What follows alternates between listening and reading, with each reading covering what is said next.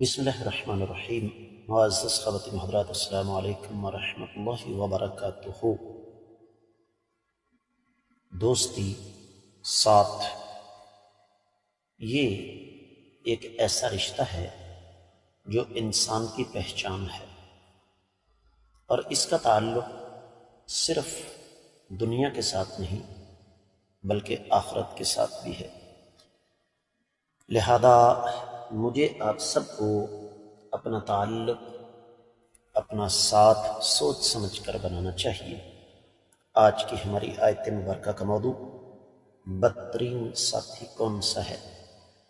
آئیے معمول کے مطابق سب سے پہلے آیت مبارکہ کی تلاوت کرتے ہیں۔ اللہ رب العزت ارشاد فرماتے ہیں، يدعو لمن ضره أقرب من نفعه لبئس المولى ولبئس العشير.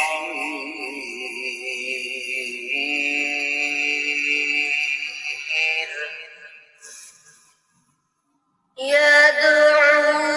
لمن ضره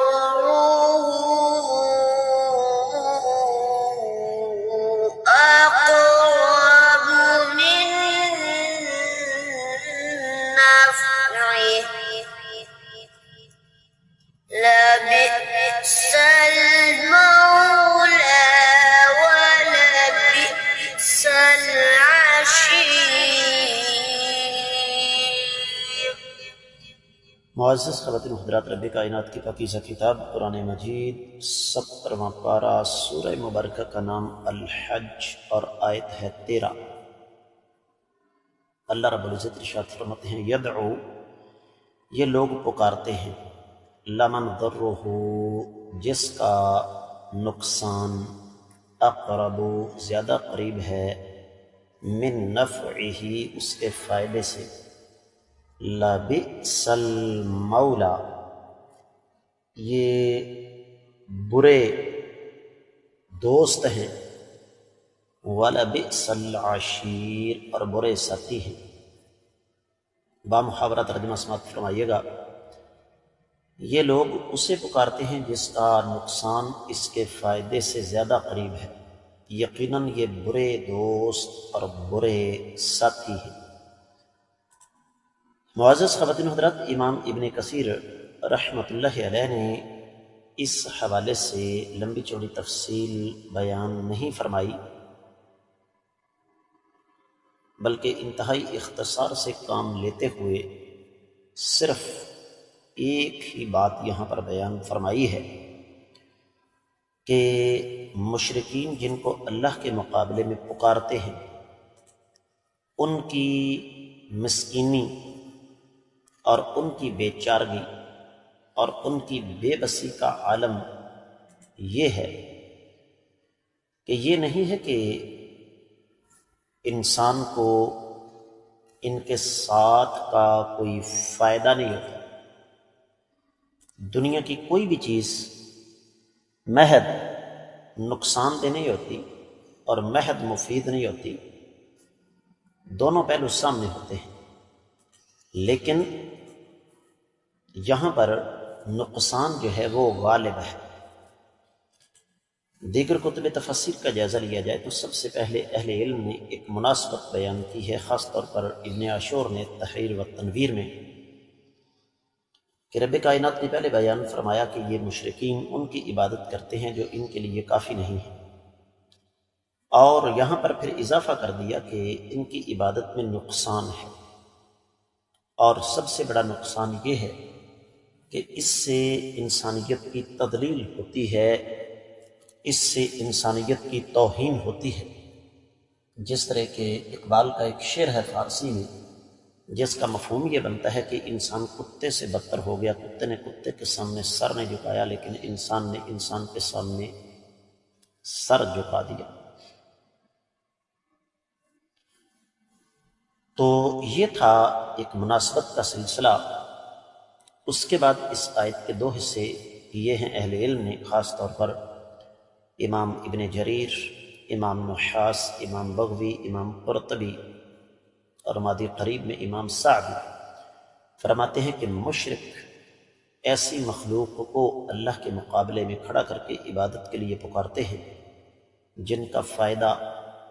نقصان سے کہیں کم ہے، اس لیے کہ جو باطل معبود ہیں لبئس المولا، اس کا معنی لبئس الناصر اور ولبئس المعاشر والمصاحب، اس لیے کہ یہ مشرکین اپنی عبادت کرنے والوں کی کوئی مدد نہیں کر سکتے، ان کے نفع اور نقصان کے مالک نہیں ہیں۔ معزز خواتین حضرات، اس حوالے سے امام رازی نے اپنی تفسیر میں بڑی لمبی چوڑی تفصیل بیان فرمائی ہے، جس کا خلاصہ یہ ہے کہ یہاں پر عبادت سے مراد محض صرف عبادت نہیں، عبادت تو کی جاتی ہے ایک خاص طریقے سے، یہاں پر عبادت سے مراد عبادت کے ساتھ ساتھ اطاعت، فرما برداری اور نقل بھی ہے۔ پھر وہ فرماتے ہیں کہ ہر دور میں ایسا ہوتا رہا ہے کہ غریب آدمی امیر آدمی کی نقل کرتے ہوئے مارا جاتا ہے، اور یہ سلسلہ آج بھی چل رہا ہے۔ بالکل اسی طریقے سے معزز خواتین حضرات، اہل علم پھر سورۃ القصص کی 38ویں آیت مبارکہ لے کر آئے فرعون کے بارے میں، جس بدبخت نے کہا ما علمت لکم من الہ غیری، اور اس کا معنی یہ ہے کہ میرے علم میں کوئی اور معبود تمہارے لیے میرے علاوہ نہیں۔ اور سورۃ النازعات کی 24ویں آیت مبارکہ ہے انا ربکم الاعلی، اس بدبخت نے کہا کہ میں تمہارا سب سے اونچا رب ہوں۔ تو ہر وہ چیز یا ہر وہ شخص جو اللہ کے سوا اپنی عبادت پر راضی ہو، اس کے لیے جانور ذبح کیے جائیں، نذر مانی جائے، اس کی قبر کے ارد گرد طواف کیا جائے، اس سے نقصان سے بچنے کی استدعا کی جائے یا اس سے نفع سے بچنے کی گزارش کی جائے، تو یہ دراصل سارے کا سارا سلسلہ یہی ہے۔ اور مشرکین ہر دور میں اللہ کے سوا دوسروں کی عبادت کرتے رہے ہیں، ان کو پکارتے رہے ہیں، ان سے مدد مانگتے رہے ہیں، حالانکہ ان مسکینوں کی صورتحال یہ ہے کہ وہ بذات خود اپنے نفع نقصان کے مالک نہیں، قیامت والے دن اپنے آپ سے عذاب کو نہیں ٹال سکیں گے۔ دوستی 2 مقاصد کے لیے ہوتی ہے کہ بوقت ضرورت مجھ پر آنے والی کسی مصیبت کو دوست ڈال دے گا، یا جہاں کہیں میرا فائدہ ہوگا میرا دوست میری مدد کرے گا۔ یہ دونوں کام معبودان باطلہ کر ہی نہیں سکتے، یہ ان کے بس کی بات نہیں ہے۔ اللہ فرماتے ہیں سورہ سبا آگے آ رہی ہے 24ویں آیت مبارکہ وَإِنَّا أَوْ إِيَّاكُمْ لَعَلَىٰ هُدًى أَوْ فِي ضَلَالٍ مُّبِينٍ، کہ ہم اور تم یا تو سیدھے راستے پر ہیں یا واد گمراہی کا شکار ہیں۔ تو ایمان والے تو کبھی گمراہی پر ہو ہی نہیں سکتے۔ تو یہاں پر جو سب سے اہم بات اہل علم نے معزز خواتین حضرات ہمارے سامنے رکھی ہے، وہ یہ کہ اللہ تعالیٰ دراصل توحید کی انمول اور بے مثال دولت کے ذریعے میری اور آپ کی عزت نفس کو بچانا چاہتے ہیں۔ شرک کا سب سے پہلا نقصان یہ ہوتا ہے کہ انسان کی عزت نفس مجروح ہو جاتی ہے، جبکہ توحید وہ انسان کے لیے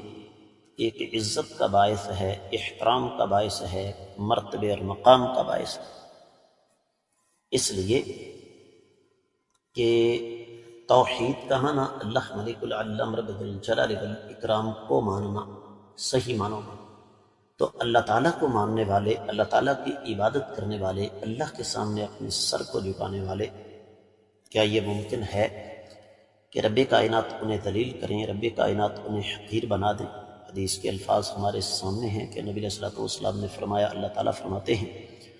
جو میری طرف ایک بلشت چل کر آتا ہے میں اس کی طرف ایک ہاتھ چل کر آتا ہوں، اور جو میری طرف چل کر آتا ہے میں اس کی طرف دوڑ کر آتا ہوں۔ اس کے مقابلے میں مشرکین کو آپ دیکھ لیں، جن کی وہ عبادت کرتے ہیں وہ ان کے نفع اور نقصان کے مالک نہیں ہیں، بلکہ وہ تو اپنے نفع اور نقصان کے مالک بھی نہیں۔ سورہ یونس پیچھے گزری ہے، اللہ فرماتے ہیں کہ اموات غیر احیاء ما یشعرون ایان یبعثون، یہ جن کو تم اللہ کے مقابلے میں پکارتے ہو وہ تو مردہ ہیں، زندہ نہیں ہیں، بلکہ ان کو تو یہ بھی پتہ نہیں کہ وہ اٹھائے کب جائیں گے۔ تو اس آیت مبارکہ سے ہمیں جو بنیادی درس اور بنیادی سبق ملا وہ کیا ہے معزز خواتین و حضرات، کہ میں اور آپ اپنے آپ کو ٹٹول لیں کہ کہیں ہم بھی دانستہ اور نادانستہ طور پر شرک کے راستے پر تو نہیں چل رہے۔ اس کے ساتھ ہی اس آیت مبارکہ کی مختصر تفسیر مکمل ہوتی ہے۔ میری آپ لوگوں سے خصوصی طور پر گزارش ہے کہ جہاں تک میری آواز پہنچ رہی ہے، آڈیو ویڈیو زیادہ سے زیادہ آگے نشر کریں، اس کو لائک کریں۔ اگر ابھی تک آپ نے ہمارے چینل کو سبسکرائب نہیں کیا تو ضرور کیجئے، ساتھ لگے گھنٹی کے بٹن کو دبائیے تاکہ تازہ ترین اسباق کے نوٹیفیکیشن آپ کو بر وقت ملتے رہیں۔ فرقہ واریت سے بالا تر آپ کا یہ اپنا چینل عقیدے، عبادات، معاملات اور اخلاقیات کے حوالے سے آپ کی بے مثال رہنمائی کر رہا ہے۔